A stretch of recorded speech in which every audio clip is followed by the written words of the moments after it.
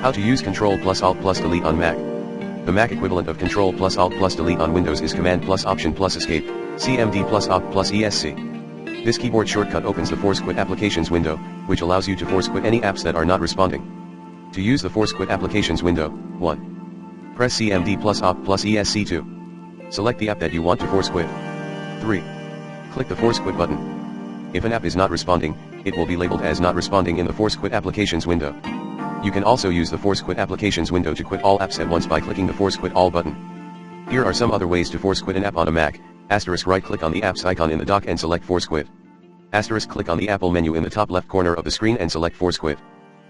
Open Activity Monitor and select the app that you want to force quit. Click the Force Quit button in the toolbar. You should only use the Force Quit function if an app is not responding or is causing problems. Otherwise, it is best to quit apps normally using the Command plus Q keyboard shortcut.